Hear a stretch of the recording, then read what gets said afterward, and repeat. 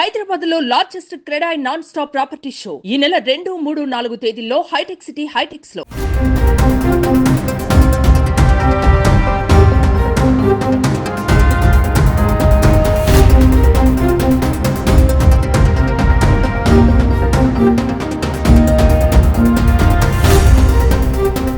Breaking news చూస్తున్నాం. Visakhapatnam railway station లో భారీ అగ్ని ప్రమాదం చోటు చేసుకుంది. కోర్బా నుంచి విశాఖ చేరుకున్న రైల్లో మంటలు చెలరేగాయి. ఆదివారం ఉదయం 10 గంటల సమయంలో 4వ నెంబర్ ప్లాట్ఫామ్ పై రైలు ఉండగా ఏసీ బోగీలో మంటలు ఎగిసిపడ్డాయి. ఒక ఏసీ బోగి పూర్తిగా కాలిపోగా మరో 2 బోగీలు పాక్షికంగా మంటల్లో చిక్కుకున్నాయి. బోగీల్లో మంటల కారణంగా దట్టమైన పొగ స్టేషన్ మొత్తం వ్యాపించింది. కొందరు ప్రయాణికులు భయంతో బయటకు పరుగులు తీశారు. మిగిలిన వారిని అధికారులు బయటకు పంపించేశారు. వెంటనే రంగంలోకి దిగిన రైల్వే సిబ్బంది, అగ్నిమాపక దళాలు మంటలను అదుపు చేశాయి. ప్రమాదానికి గురైన కోర్బా విశాఖ ఎక్స్ప్రెస్ మధ్యాహ్నం 2 గంటలకు తిరుమల ఎక్స్ప్రెస్ గా మారి విశాఖపట్నం నుంచి బయలుదేరి వెళ్లనుంది. ఇంతలోనే ప్రమాదం చోటు చేసుకుంది.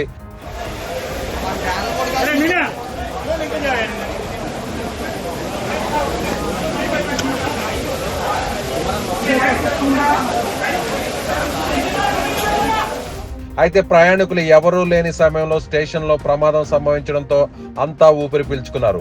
రైలు ప్రయాణిస్తున్న సమయంలో ప్రమాదం జరిగితే భారీ నష్టం సంభవించేదని అధికారులు చెబుతున్నారు. ప్రస్తుతం మంటలు అదుపులోకి వచ్చాయి. ఎలాంటి ప్రాణ నష్టం లేనట్టుగా అధికారులు చెప్తున్నారు. అప్పుడు ప్రయాణికులు ఎవరు లేరండి, ప్రాణ నష్టం జరగలేదు, ఎవరికి గాయాలు తగలలేదు. ఇప్పుడు దర్యాప్తు జరుగుతుంది. దర్యాప్తు జరిగిన తర్వాత ఎందుకు షార్ట్ సర్క్యూట్ కాదా అని మనకు క్లారిటీ వస్తుంది. 7:30 పొద్దున 7:30 గంటలకు ప్రమాదం జరిగింది.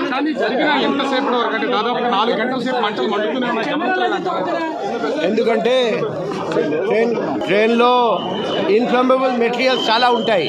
అందుకే మంట అదుపులో తీసుకురావడానికి టైం పడింది.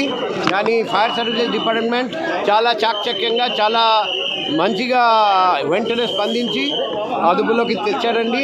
ఇప్పుడు బోగీస్ కూడా మేము ట్రాక్ నుండి షిఫ్ట్ చేస్తున్నాం. త్వరలో నార్మల్ మూవ్మెంట్ రిజ్యూమ్ అవుతుంది. అది ఎప్పుడు రిజ్యూమ్ అవుతుంది అది రైల్వే అథారిటీస్ మీకు తెలియజేస్తారు. కారణాలు అంటే ఆగి ఉన్నదాంట్లో ఏదైనా షార్ట్ సర్క్యూట్ ఏమైనా అయ్యి ఉండొచ్చా? కొందరు ప్రయాణికులు షార్ట్ సర్క్యూట్ వల్ల జరిగిందని చెప్తున్నారండి. కానీ కారణం ఏమిటి, ఇప్పుడు కేసు రిజిస్టర్ చేయడం జరుగుతుంది, దర్యాప్తు చేయడం జరుగుతుంది, ఫోరెన్సిక్ ఎవిడెన్స్ సేకరించి పరిశీలించడం జరుగుతుంది. ఫోరెన్సిక్ నిపుణులు అభిప్రాయం ఇస్తారండి. మా క్లూస్ టీమ్ కూడా వస్తున్నారండి. ఆ ఫోరెన్సిక్ ఎవిడెన్స్ చూసి మేము ఫైనల్గా క్లియర్గా క్లారిటీతో సహా చెప్పగలం. అది ఈ ట్రైన్ ఎప్పుడు మరి స్టార్ట్ అవుతుంది అది రైల్వే అథారిటీస్ మీకు చెప్పాలి. మేము దర్యాప్తు గురించి మాత్రం చెప్పొచ్చు, అగ్ని ప్రమాదం గురించి చెప్పొచ్చు. జీఆర్పీ చేస్తారండి, ఎందుకంటే ఇది జీఆర్పీ పరిధిలోకి వస్తుంది.